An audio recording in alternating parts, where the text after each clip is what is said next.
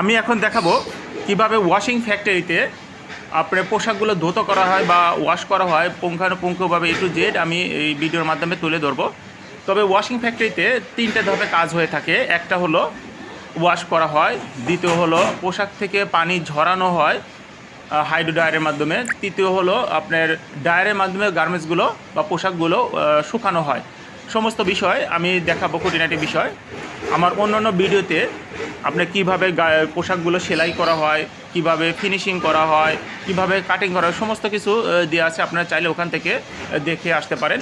তবে আমি এখন দেখাবো শুধু হলো কীভাবে আপনার ওয়াশ করা হয়, কী কী প্রসিডিউর মেনটেন করা হয়, সমস্ত বিষয় আমি দেখাবো। দেখুন এই যে একটা ওয়াশিং মেশিন, এখানে দেখুন এই যে পোশাকগুলো দেখুন ভিতরে ওয়াশ করা হচ্ছে।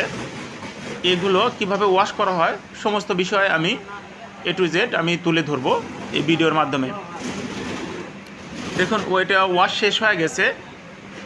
এখন গার্মেন্টসগুলো বা পোশাকগুলো নামানো হবে ট্রলিতে করে। কিভাবে এই মেশিনের মধ্যে আপনার পোশাকগুলো দেওয়া হয় সমস্ত বিষয় কিন্তু আমি এই ভিডিওর মাধ্যমে তুলে ধরবো।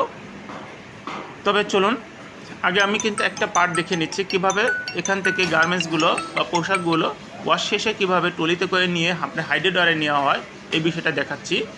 তবে তার আগে আমি আরও কিছু যে ধাপ রয়েছে, কিভাবে এখানে কত পিস গার্মেন্টস ঢুকানো যাবে। এই দেখুন এখানে কিন্তু লোড হচ্ছে, অর্থাৎ পোশাকগুলো আপনি ওয়াশের পূর্বে আপনি এই গার্মেন্টসগুলো পোশাকগুলো এই মেশিনের মধ্যে ঢোকানো হবে। তবে এখানে আপনার কিন্তু নির্দিষ্ট একটা পরিমাণ আছে, আপনি কেজি হিসাবে হোক পিস হিসাবে, সাধারণত কেজি হিসাবে আপনার 150 কেজি 200 কেজি 100 কেজি এরকমভাবে একটা নির্দিষ্ট একটা ফিক্সড করা হয় এখানে কত পিস ওয়াশ করা যাবে, এটা কেজির উপর নির্ভর করে। তবে দেখুন এখানে এই যে পোশাকগুলো এখন কিন্তু লোড করা হয়ে গেছে। এখন কিন্তু মেশিনটা ওই ঢাকনাগুলো আমরা নিচে নামিয়ে দিয়েছি। এখন এই এর মধ্যে কিছু কেমিক্যাল দেওয়া হয়েছে।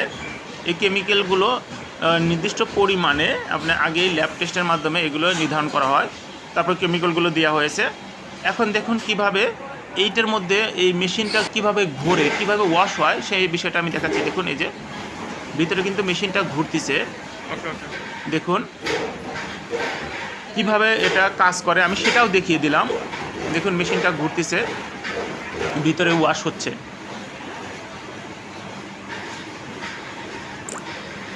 দেখুন কিভাবে এটা কাজ করে। এই দেখুন এখন এটা কিন্তু ওয়াশ শেষ হয়ে গেছে। এখন এটা আনলোড করা হবে। এখন এইটা আপনার ওয়াশ শেষ হয়ে গেলে এর মধ্যে কিন্তু প্রচুর পরিমাণ পানি আছে।